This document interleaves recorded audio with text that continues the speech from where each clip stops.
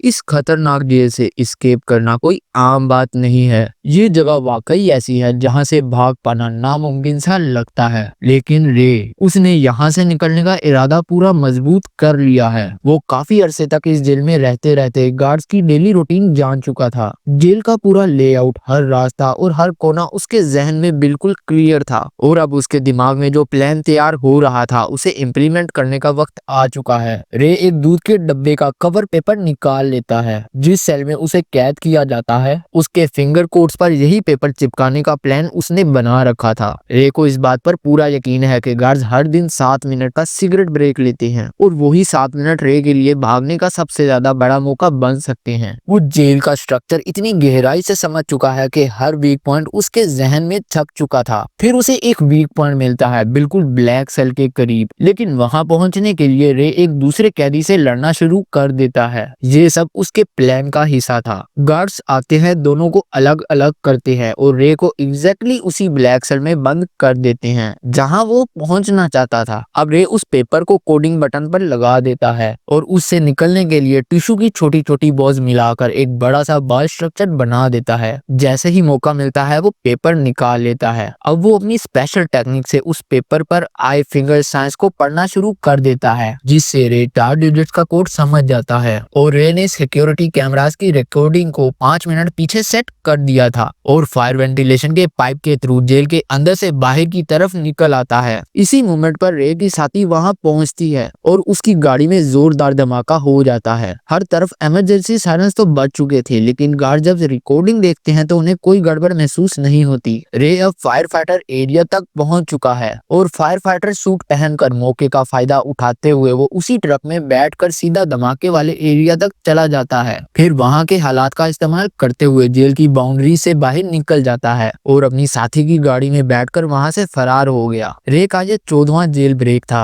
और हमें पता चलता है कि वो कोई आम कैदी नहीं है, बल्कि एक ऐसा शख्स है जिसका असली काम ही उन जेल्स के सिक्योरिटी सिस्टम को टेस्ट करना होता है जहां से निकल पाना नामुमकिन समझा जाता है। रे एक सिक्योरिटी कंपनी का ओनर है। वो नकली कैदी बनकर मुख्तलिफ जेल्स के लूप होल्स का पता लगाता है। उसका मकसद सिर्फ एक है कि इन जेल्स के सिक्योरिटी सिस्टम को बेहतर से बेहतर बनाना।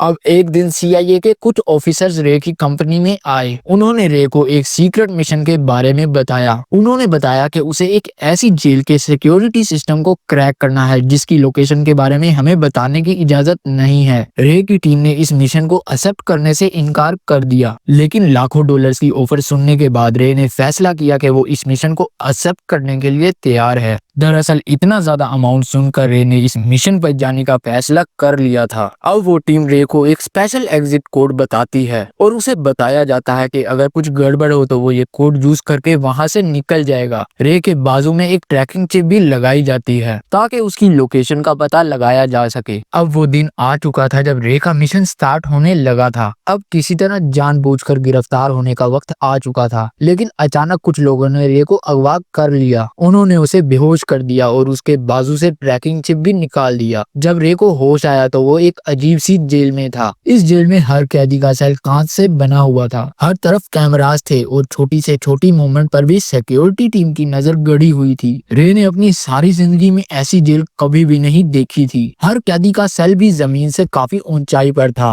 गार्ड्स का भी हर वक्त कड़ा पहरा था। रे भी समझ चुका था कि ये बहुत ही खराब सिचुएशन है और इस जेल से एस्केप कर पाना नामुमकिन है। जब रे को जेलर के पास ले जाया गया तो उसने वही सीक्रेट कोड उस जेलर को बताया। जहां हमें पता चलता है कि ये जेलर काफी टेढ़े दिमाग का आदमी है और वो रे के किसी दुश्मन से मिला हुआ था। वो रे की बात नहीं मानता और दोबारा उसे सेल में कैद कर देता है। इस जेल में गार्ड्स की तादाद बहुत ज्यादा थी और कभी भी किसी भी कैदी को मारने आ जाते थे। कैदियों को सजा देने के लिए एक सीक्रेट सेल बनाया गया था जिसमें तेज रोशनी की मदद से कैदियों को घंटों तक टॉर्चर किया जाता था। जेल से भागने के लिए उसे किसी की मदद की जरूरत थी, लेकिन एक टाइसन नाम का कैदी बड़े गौर से रे को ऑब्जर्व कर रहा था। वो रे के पास आता है और उसे जान पहचान बनाने की कोशिश करता है। कुछ दिन तक रे उस जेल को ऑब्जर्व करता रहता है। अब एक दिन रे टाइसन को कहता है कि हमें एक दूसरे से लड़ने की एक्टिंग करना होगी। दरअसल वो ऐसा इसलिए करना चाहता था ताकि सजा के तौर पर रे को किसी ऐसे सेल में ले जाया जाए जो कैदियों को सजा देने के लिए इस्तेमाल होता है। रे की ये बात सुनकर टाइसन ने उसे अजीब नजरों से देखा। रे ने बताया कि मैं जो कहता कहता हूँ वो करो, और अगर तुम ऐसा करोगे तो मैं तुम्हें इस जेल से बाहर निकाल कर ही दम लूंगा। टाइसन मान गया और ये दोनों प्लान के मुताबिक आपस में उलझ पड़े। जेल में हंगामा खड़ा हो चुका था और अब गार्ड इन दोनों को पकड़कर पनिशमेंट सेल में ले गया। जब रे को उस सेल में डाला गया तो अचानक वहाँ एक बहुत ज्यादा तेज रोशनी से रे की आंखें बंद होने लग गईं। उस रोशनी की मदद से कैदियों को टॉर्चर किया जाता था। इस सब के बावजूद रे ने पूरी कोशिश की कि यहाँ से निकलने का कोई तरीका नजर आ जाए। दोनों की सजा पूरी होने पर रे ने टाइसन से कहा कि मुझे एक पतली और छोटी आयरन शीट चाहिए जो कि रोशनी रिफ्लेक्ट कर सके। टाइसन ने पूछा कि अब ये क्या माजरा है। रे ने उसे कहा कि तुम ये आखिरी काम कर दो, उसके बाद इस जेल से निकलने से हमें कोई नहीं रोक सकता। टाइसन अब उस जेलर के पास जाता है और उसे उल्टा सीधा बोलना शुरू कर देता है, जिस पर जेलर को गुस्सा आ गया था और वो टाइसन को वहाँ पनिशमेंट देने लगता है। टाइसन तो वो पनिशमेंट सह लेता है, लेकिन उसी दौरान बड़ी चालाकी से उस रूम का ड्रेनेज कवर निकाल लेता है। जब टाइसन रे को कवर देता है तो रे इम्प्रेस हो जाता है। रे टाइसन को बताता है कि आखिर वो क्या काम करता है और ये कि वो ऐसी जेल पहले भी बहुत ब्रेक कर चुका है, कि इस जेल का स्ट्रक्चर वर्टिकल है, जिसका मतलब हमें किसी बेसमेंट टाइप एरिया में रखा गया है। वो बताता है कि पनिशमेंट सेल में उसे पानी की आवाज भी सुनाई देती है और अगर ऐसा ही है तो ड्रेनेज सिस्टम से इस जेल से भागा जा सकता है। ये दोनों दोबारा पनिशमेंट सेल जाने की प्लानिंग करते हैं और जेल में मौजूद मार्को ब्रदर से हाथापाई शुरू कर देते हैं। अब इन सब को तो दोबारा पनिशमेंट सेल में भेजा जाता है, जहाँ बहुत ज्यादा तेज रोशनी थी और कैमरास की नजर भी हर वक्त कैदियों पर थी। अब रे इस ड्रेन कवर को निकाल कर लाइट की रिफ्रैक्शन का फोकस नट की तरफ करता है। टेम्परेचर बढ़ने की वजह से नट फूल कर बाहर आ जाता है। रे अब अपनी जेब से एक कागज का टुकड़ा निकालता है और अपने मुंह में रख लेता है। प्लान के मुताबिक अब टाइसन चिल्लाना शुरू कर देता है, जिससे जेल गार्ड्स का ध्यान भी उसी पर था। रे अब उस गीले कागज को कैमरास पर लगाकर चिपका देता है। सिक्योरिटी टीम को लगता है कि कोई फंक्शनल खराबी है। वहाँ रे अब उस जगह से निकलकर पाइपलाइन की मदद से आगे बढ़ता है। इसी दौरान गलती से एक पाइप टूट जाता है और यहाँ पानी की लीकेज शुरू हो जाती है। रे फिर भी आगे बढ़ता है और आखिरकार ऊपर पहुँच जाता है। यहाँ पर तो रे के पैरों तले जमीन निकल गई थी, क्योंकि ये कोई आम जेल नहीं थी। वो सब समंदर के बीच में एक बहुत बड़े बहरी जहाज पर मौजूद थे और इसी शिप में वो जेल थी जहाँ इन्हें कैद किया गया था। रे अब समझ चुका था कि यहाँ से तो भाग पाना इम्पॉसिबल है। वो फौरन वापस जाने के लिए नीचे उतरता है, लेकिन पानी का प्रेशर बहुत ही ज्यादा तेज हो चुका था। पानी दूसरे पनिशमेंट सेल में भी जाना शुरू कर देता है, जिससे इमरजेंसी सायरन भी बजने लगे थे। जेल स्टाफ कैदियों को उन सेल से निकालने के लिए आगे बढ़ता है और रे वक्त रहते अपने सेल में आ जाता है। जेलर को वो कीज दिखाए जाते हैं और वो समझ जाता है कि रे ने यहाँ से भागने की कोशिश की थी।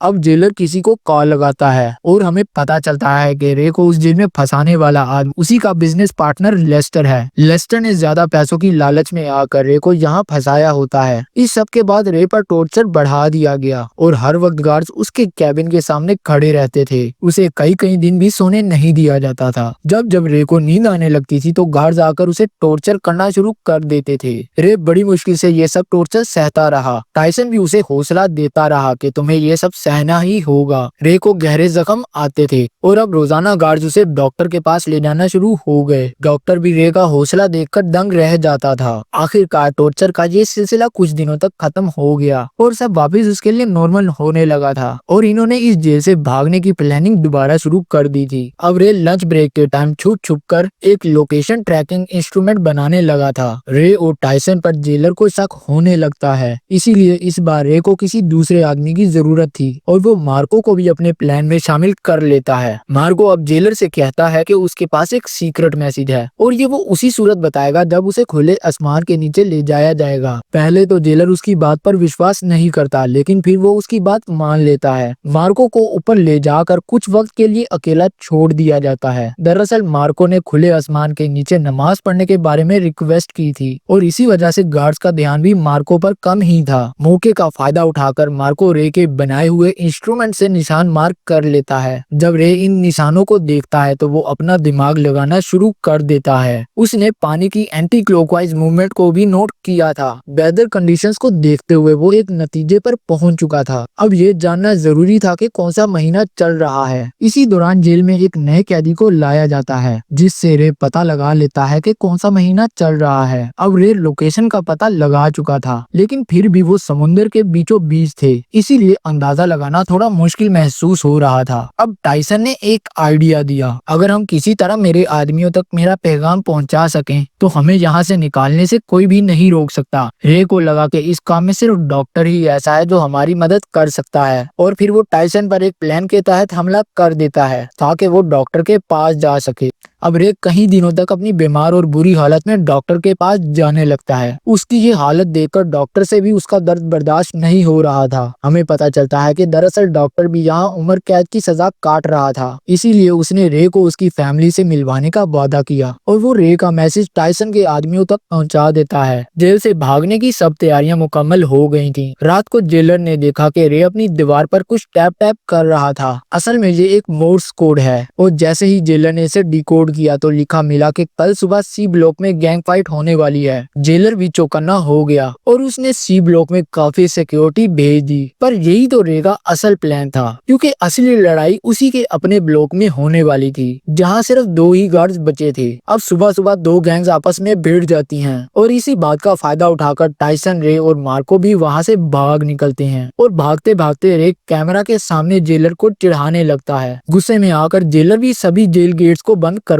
देता है। कोई रास्ता ना होने की वजह से ये तीनों पाइपलाइन के रास्ते से जाने लगते हैं। जैसे ही वो उसे पार करने वाले होते हैं तो उनका रास्ता एक इलेक्ट्रॉनिक गेट से बंद हो जाता है। इसको खोलने का सिर्फ एक ही खतरनाक रास्ता था कि जेल के मेन पावर को ऑफ कर दिया जाए, पर इस दौरान इनके पकड़े जाने का खतरा बहुत ज्यादा था। जेलर ने भी मोशन डिटेक्टर के जरिए उनकी लोकेशन ट्रेस कर ली थी। तभी भागने के दौरान मार्को पर गोली लग जाती है। मार्को भी समझ गया था कि उसका अब भाग पाना मुश्किल है, इसीलिए वो अपने साथियों को भागने का कहता है। मार्को उन्हें बचाने के लिए अकेले गार्ड से भिड़ जाता है। रे भी पावर रूम तक पहुंचकर पूरे शिप का पावर ऑफ करने में कामयाब हो गया था। दूसरी तरफ ऊपर निकलते ही टाइसन तुरंत डेक तक पहुंच जाता है। टाइसन की रेस्क्यू टीम भी हेलीकॉप्टर समेत वहां आ चुकी थी, लेकिन टाइसन एक मजबूत इरादों वाला इंसान था और वो रे को अकेला छोड़कर नहीं जाना चाहता था। टाइसन ने मशीन गन्स उठाकर सामने आने वाले गार्ड्स पर गोलियां चलाना शुरू कर दी, लेकिन दूसरी तरफ रे छुपकर पानी के एक टैंकर में घुसा हुआ था, जहां उसे ढूंढ पाना मुश्किल था। दूसरी तरफ वार्डन ने कहा कि शिप के मेन पावर को दोबारा रीस्टार्ट कर दो, जिस टैंकर में रे छुपा था वो दोबारा रिफिल होने लगा और रे फौरन समुद्र में जा गिरा। रे की ये होशियारी देखकर जेलर भी दंग रह गया और टाइसन ने एक बंदूक रे की तरफ फेंकी। फिर रे ने कुछ गोलियां फायर कर दी, जिससे जेलर के पीछे पड़े तेल के ड्रम फट गए और जेलर का भी यहाँ अंत हो गया। और ये दोनों बचकर अफ्रीकन तट पर जा पहुँचे और इनके सामने से एक गाड़ी आई, जिसमें से एक लड़की उतरी। वो लड़की और कोई नहीं बल्कि वही लड़की थी जिसने रे को इस खतरनाक जेल की मिशन का ऑफर दिया था। और रे को पता चला असल में जेसिका ने अपने पिता को बचाने के लिए उसे जेल में भिजवाया था और रे की होशियारी से उसे जेल से बाहर भी निकलवा लिया, जिस बात पर रे मुस्कुराने लगा। टाइसन अब रे से कहता कि तुम्हारे साथ गुजरा वक्त शानदार था, लेकिन उम्मीद है हम दोबारा कभी नहीं मिलेंगे। ये सुनकर रे और भी मुस्कुरा दिया। ये एक टाइसन का प्यार जताने का अंदाज था। अब दोनों की इसी मुस्कान के साथ इस स्टोरी की हैप्पी एंडिंग हो जाती है।